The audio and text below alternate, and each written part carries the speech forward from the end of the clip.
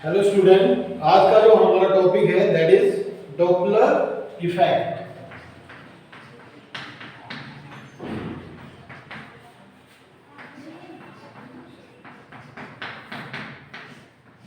Doppler effect में हम दो चीजें देखेंगे। सबसे पहले सोर्स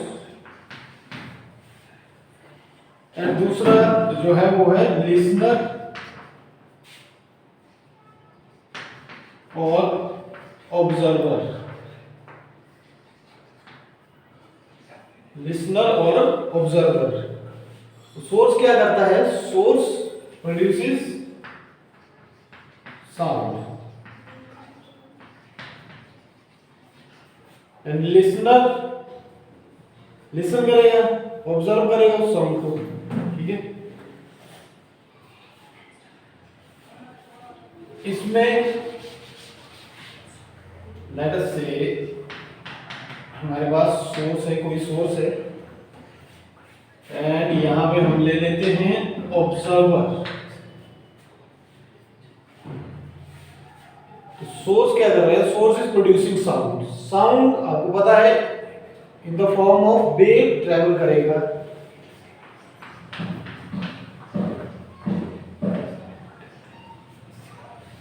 जो ये साउंड प्रोड्यूस कर रहा है, लेट अस से कि उसकी फ्रीक्वेंसी क्या है?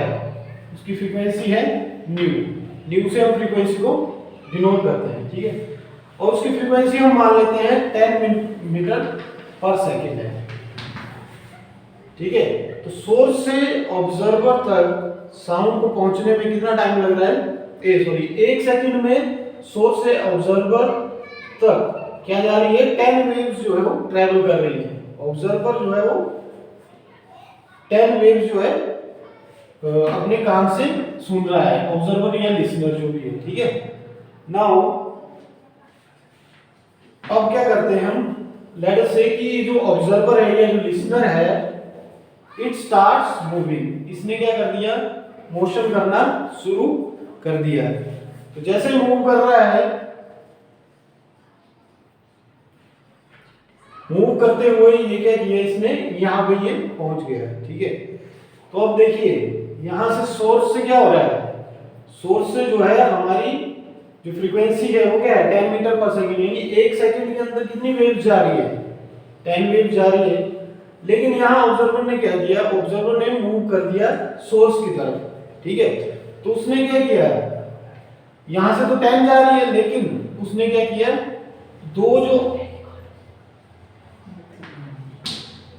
दो प्लेस आगे आ गया। मतलब जहां पे 10 वेव्स जा रही थी वहां पे इसको कितनी सुनाई देंगी, या कितनी वेव्स इसके कान के अंदर जाएंगी? 2 वेव्स एक्स्ट्रा। क्यों? क्योंकि ये इस तरफ को आ गया। ठीक है, 1 सेकंड में 10 थी, अब 1 सेकंड के अंदर ही 12 हो जाएगी, क्योंकि इसने 2 वेव्स क्या की? कैप्चर कर ली। तो अब यहाँ पे इसकी फ्रीक्वेंसी कितनी, जो ऑब्जर्वर है या लिसनर है उसको कितनी फ्रीक्वेंसी लगेगी? 12।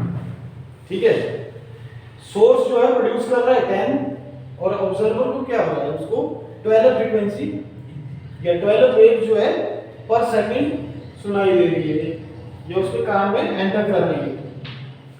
ठीक है, तो मतलब क्या हुआ? मतलब ओरिजिनल फ्रीक्वेंसी 10 थी, लेकिन जो ऑब्जर्वर है या लिसनर है उसको फ्रीक्वेंसी कितनी सुनाई दी?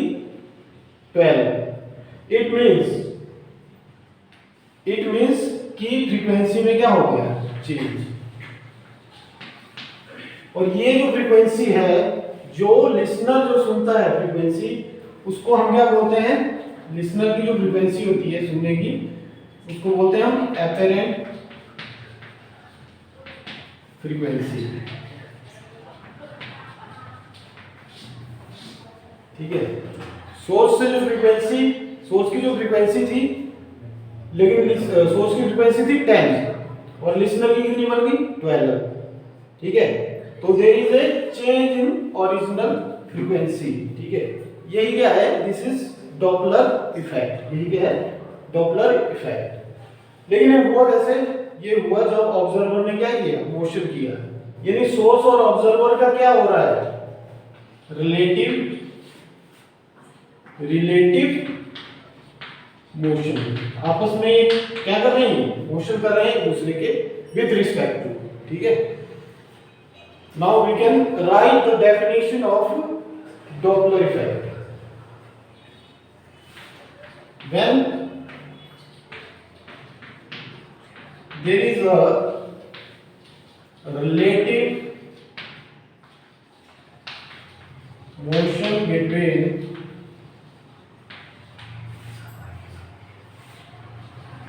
source and observer of a wave, then there is always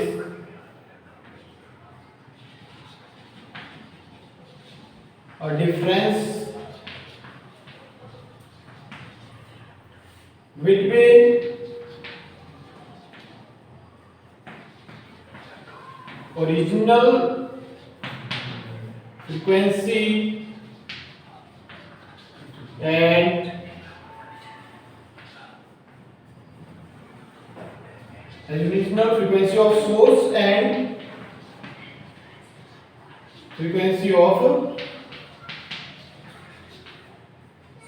listener.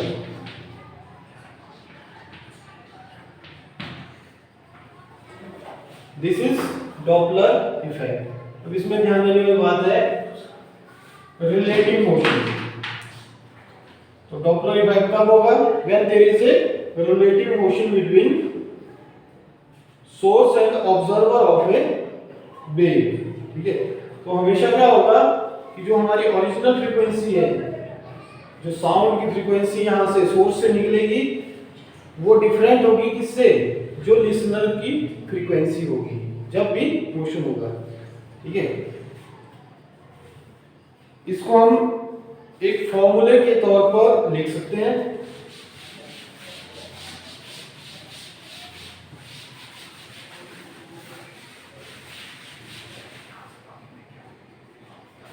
इसका फॉर्मूला है nu dash is equal to V plus minus V not upon V minus plus Vs into nu not. इनमें जो terms है nu dash क्या है हमारी? This is apparent frequency, जो frequency listener को सुनाई दे रही है, that is apparent frequency. V क्या है? Velocity of sound.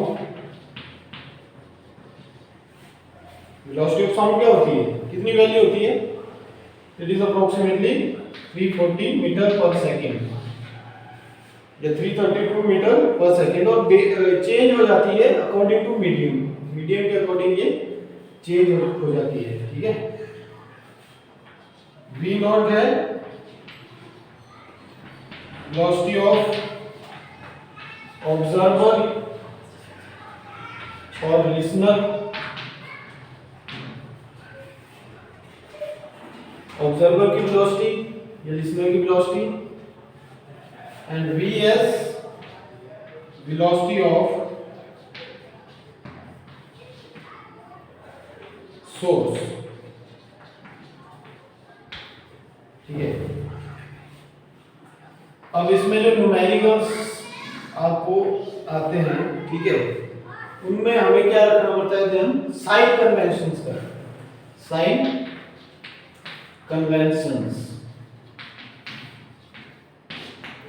Most important is sign convention. तो साइन कन्वेंशन के लिए we have a trick for that.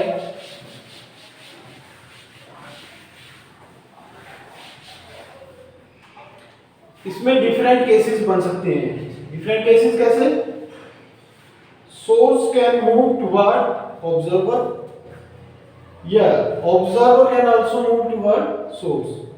Source भी ऑब्जर्वर की तरफ मूव कर सकता है या ऑब्जर्वर सोर्स की तरफ मूव कर सकता है, और observer away from away from source भी तो जा सकता है, ठीक है, या source it can also move away from observer. जैसे यहाँ से सोर्स ट्रैवल करेगा, ऑब्जर्वर से आगे निकल गया, तो यहाँ पे क्या हो जाएगा, source will be away from the observer. तो डिफरेंट केसेस के लिए हमने क्या करना है, साइन कन्वेंशन चूज करनी है, ठीक है। तो जब भी हमारे पास टुवर्ड्स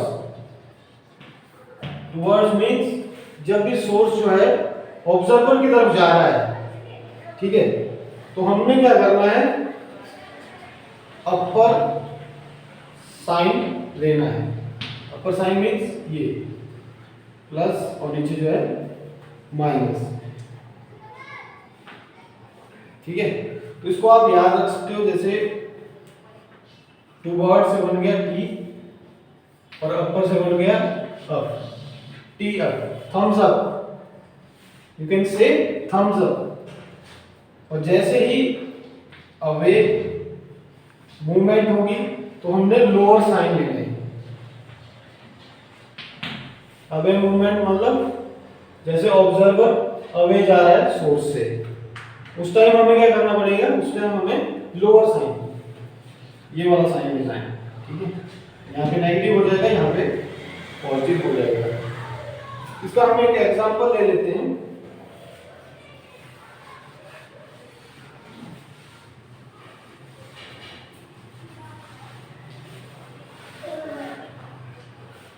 लेट्स से कि किसी रेलवे स्टेशन पे कोई ट्रेन, ठीक है, एस पॉइंट पे है, ठीक है, यानी ट्रेन को हम सोर्स ले रहे हैं, ठीक है। इट मेक्स अ व्हिसल, एक व्हिसल जो है प्रोड्यूस कर रही है, ठीक है। और उसी प्लेटफॉर्म पे हमारा जो है ऑब्जर्वर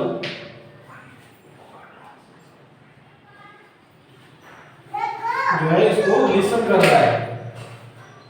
लेट अस से जो व्हिसल है, इसकी जो फ्रीक्वेंसी, यहाँ पे जो सोर्स है that is approaching toward observer with a velocity 10 metre per second. अब जो सोर्स है वो क्या कर रहा है, अप्रोच कर रहा है ऑब्जर्वर की तरफ जो प्लेटफॉर्म पे खड़ा हुआ है, उसके कानों में इसकी जो वेव्स है या फ्रीक्वेंसी है वो पड़ रही है, ठीक है। नाउ लाइक जो व्हिसल का साउंड है उसकी जो फ्रीक्वेंसी है दैट इज 400 हर्ट्ज। यहाँ पे जो ट्रेन व्हिसल कर रही है उसकी फ्रीक्वेंसी क्या है, 400 hertz. And the train is moving towards the observer, train जो है ऑब्जर्वर की तरफ मूव कर रही है विद 10 मीटर पर सेकंड, ये हमने देख लिया। Now find the frequency of whistle that is listened by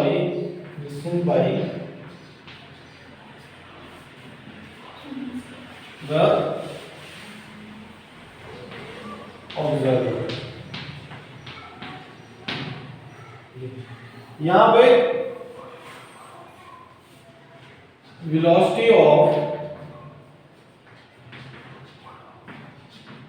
sound is equal to 340 metre per second, ये हमें गिवन है, ठीक है। तो यहाँ पे हमने सबसे पहले जो पैरामीटर्स दिए हैं we have to recognize them, हमें इनको पहचानना है, ठीक है। अब हमारा जो व्हिसल है उसकी जो फ्रीक्वेंसी है, ट्रेन का जो व्हिसल है उसकी फ्रीक्वेंसी क्या है, 400 हर्ट्ज। कौन सी फ्रीक्वेंसी है ये, original frequency, this is original frequency means nu not is equal to 400 hertz. उसके बाद जो हमने निकाला है वो है न्यू डैश, apparent frequency या फ्रीक्वेंसी लिसन बाय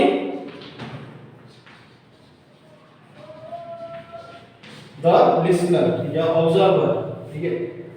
अब velocity of sound this is v equal to 340 metre per second, ये हमें गिवन है।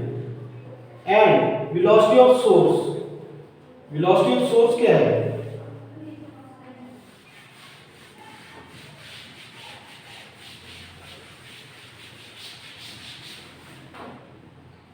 velocity of source is 10 metre per second, क्योंकि जो ट्रेन है वो मूव कर रही है 10 metre per second toward observer.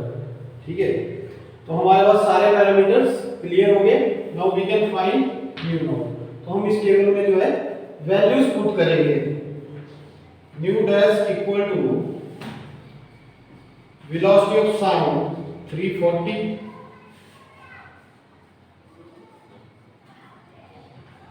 Plus minus v not. Observer की वेलोसिटी क्या है? ऑब्जर्वर की वेलोसिटी क्या है? यहाँ पे जो है ट्रेन मूव कर रही है, ऑब्जर्वर क्या है? ऑब्जर्वर प्लेटफॉर्म पे क्या है? स्टेशनरी है, तो उसकी वेलोसिटी क्या होगी? v नॉट क्या होगी? 0। ठीक है,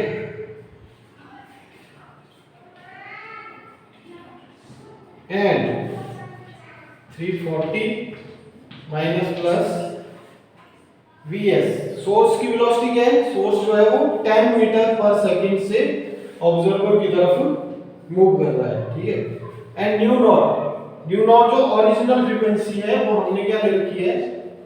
400 हर्ट्ज। ठीक है, अब हम लगाएंगे जो ट्रिक हमने लिखी है। ठीक है, तो टुवर्ड्स या अवे। अब हमने चेक किया कि जो सोर्स है वो क्या कर रहा है? मूव कर रहा है टुवर्ड्स, किसके? ऑब्जर्वर के टुवर्ड्स मूव कर रहा है। इसलिए हमारा जो साइन होगा वो क्या होगा? हमेशा अपर साइन। तो हम क्या करेंगे? प्लस। ठीक है, अपर साइन, और यहां पे क्या होगा? Upper sign minus. ठीक है, so this will become 340 upon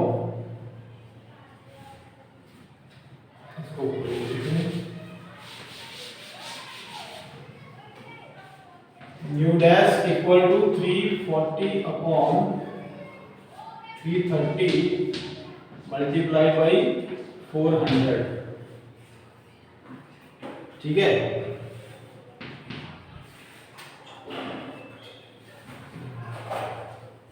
this will come around 412 hertz। जब आप सॉल्व करोगे इसको तो ये 412 हर्ट्ज के करीब आएगी। तो जब भी सोर्स मूव करेगा ऑब्जर्वर की तरफ या ऑब्जर्वर सोर्स की तरफ, तो हमेशा क्या है? फ्रीक्वेंसी इंक्रीज होगी। अगर अवे हम जाएंगे तो फ्रीक्वेंसी विल ऑलवेज डिक्रीज।